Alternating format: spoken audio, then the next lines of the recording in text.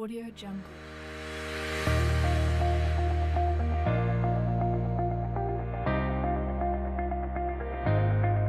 Mesdames et messieurs, je suis particulièrement ravie de vous retrouver aujourd'hui dans les salons de la préfecture. Nous sommes engagés en 2017 à mener 2 séminaires réussite éducative en lien avec le chêne et le roseau qui est présent ici avec Monsieur Bled et Madame Favier.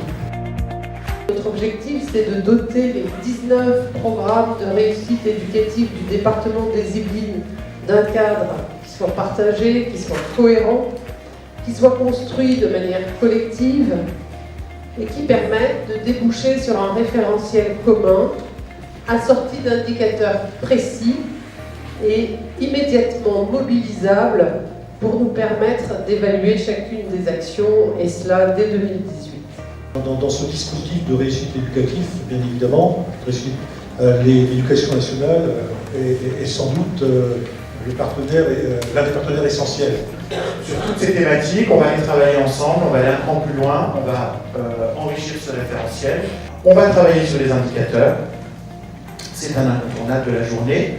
Vous verrez qu'on va vous en présenter un certain nombre. Aurélie va vous faire une présentation de toutes les données qu'on a pu d'ores et déjà récupérer sur la réussite éducative. Bonjour à tous. On a fait un premier état des lieux du fonctionnement des dispositifs PRE dans le cadre du projet qu'on mène maintenant depuis près d'1 an. On a créé une dynamique collective avec vous, avec l'ensemble des équipes de la réussite éducative depuis le 10 mars dernier, avec le premier séminaire de la réussite éducative. Il y a eu un premier comité de pilotage aussi départemental qui a eu lieu début octobre, donc avec tous les actes et partenaires de la réussite éducative. D'autres observations ? Alors ce séminaire réussite éducative, il est parti d'un triple constat. D'une part, qu'on ne connaissait pas forcément tous les programmes de réussite éducative sur le département des Yvelines, qui sont 19. L'autre constat, c'était que chaque programme était extrêmement éclaté dans son fonctionnement, dans sa gouvernance, dans ses objectifs, dans ses actions.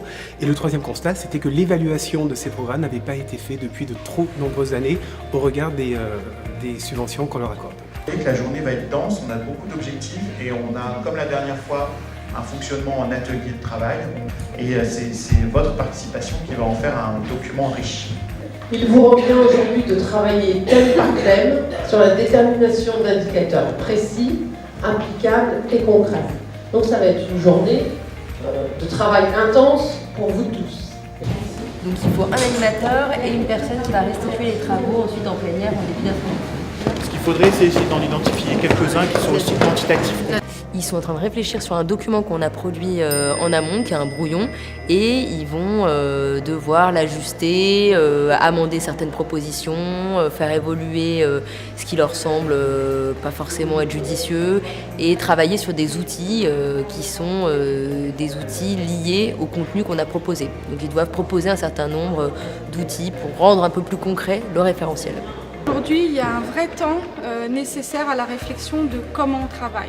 Ça, c'est vrai que c'est vraiment une difficulté pour les équipes de réussite éducative sur le terrain qui sont confrontées à des urgences, appelées par les écoles, appelées par les structures, qui doivent gérer les enfants vraiment dans l'instant. Et là, ça leur permet de prendre un temps de réflexion sur ce qu'ils font et pourquoi ils le font et comment ils le font. Moi, ce qui m'a vraiment intéressé ce matin, je pense la plus grosse plus-value par rapport à ce que j'ai déjà pu voir, c'est l'outil d'autodiagnostic qu'on retrouve dans les référentiels, que je trouve vraiment pédagogique. J'ai veillé à ce que tous les partenaires soient présents. Par exemple, l'Agence régionale de santé, par exemple, la direction départementale de la cohésion sociale, des représentants du conseil départemental, bien sûr l'éducation nationale qui est copilote avec nous de ce séminaire. Pourquoi ? Parce qu'il nous faut impérativement orienter vers les acteurs dont c'est le cœur de métier. Le droit commun, l'action sociale, le chef de file, c'est le conseil départemental.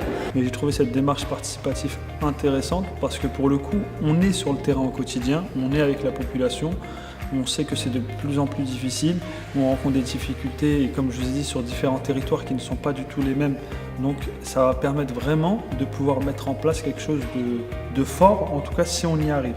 Les acteurs de terrain eux-mêmes soient acteurs de leur propre évaluation plutôt que de subir une norme qui serait une norme descendante imposée par l'État. Et puis il y a aussi tout simplement ce qu'on appelle l'expertise de terrain, c'est-à-dire la connaissance très concrète des enfants, des problématiques qui diffèrent d'un territoire à un autre. Et évidemment, donc qu'est-ce qui est disponible ou pas en matière de ce qu'on appelle le droit commun, c'est-à-dire qu'est-ce qu'on peut proposer ou pas à l'enfant. Ça, c'est une connaissance de territoire, c'est une connaissance opérationnelle que l'État n'a pas forcément.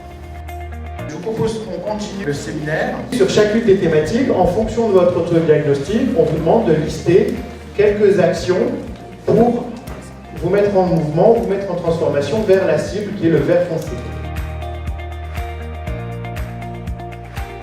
Ça s'ancre dans une logique plus globale, c'est comment on fait un suivi post-action dans une logique de parcours. Ça, c'est un acte global qu'il faut qu'on travaille. L'éducation nationale elle a un rôle éminemment important puisqu'il s'agit d'accompagner les enfants les plus fragiles et de, lorsqu'on a épuisé l'ensemble des dispositifs, de droit commun de l'éducation nationale, c'est-à-dire à la fois les réseaux d'aide, les services infirmiers et médicaux, lorsque ça reste difficile pour les enfants, c'est pouvoir partager cette difficulté-là avec le dispositif et de trouver les bonnes manières de répondre et d'accompagner les élèves. Et puis c'est vrai d'avoir un regard extérieur, d'avoir un regard objectif, de faire cette mise à plat où nous, État, sommes partie prenante. Avoir recours à un cabinet expert en la matière, ça nous a permis d'avoir une vue un petit peu distanciée, très objective, et ce qui nous a permis de travailler efficacement. Et donc il nous appartient de ne rien céder sur les valeurs de la République.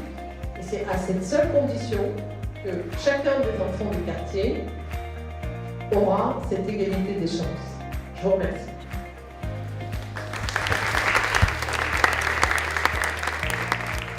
Constructif, partage, échange, Différence. Cohésion. construction, Constructif. lieu d'échange, mobilité, Intéressant. Bel échange. cohérence, partage, Enrichissant. progression, mise au point, co-construction, Innovation. enrichissant, coordination, collaboration, échange, Constructif. perspective, partenariat, Interactif. enrichissant, productif, réussite.